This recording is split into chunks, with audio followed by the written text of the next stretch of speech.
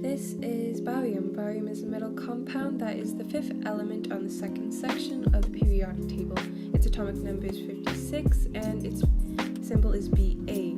So before getting started into a more closer insight of the traits of barium, components such as how and when it was discovered and its uses in everyday life should also be noted. So this presentation will cover all of those components.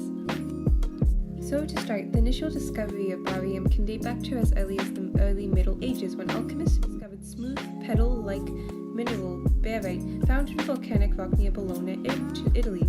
Now, interestingly enough, these pebbles would glow for years on end when exposed to light and were rather reactive when exposed to heat.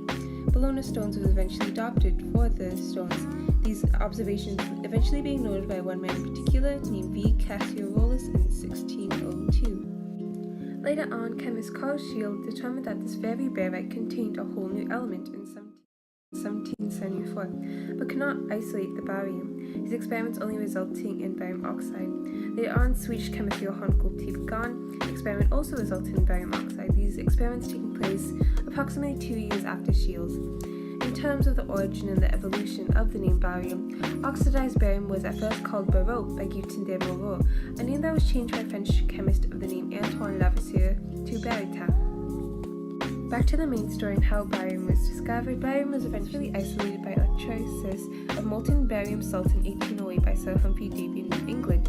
Davy, who eventually named it barium after barita, the eum signifying metallic element.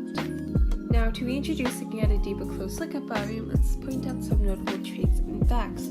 Barium can be described as a silvery gray with a pale yellow tint, its atomic mass being 137.327. Its room temperature can be often found in a solid state, and with this in mind, its boiling point is 1897 degrees, and its melting point being 727 degrees Celsius. In terms of other traits, it's a good conductor of both heat and electricity. In terms of texture, it's rather soft, and with that in mind, it is rather malleable.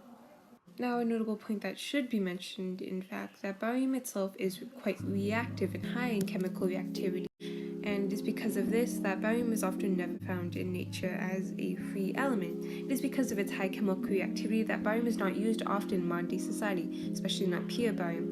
But examples of some of its uses, pure barium being used to remove undesired gases from electronic vacuum tubes, barium sulfate, a component of lithophone, a pure white pigment used in paints, barium carbonate, which is used in production of optical glass, ceramics, glazed pottery, and specialty glassware.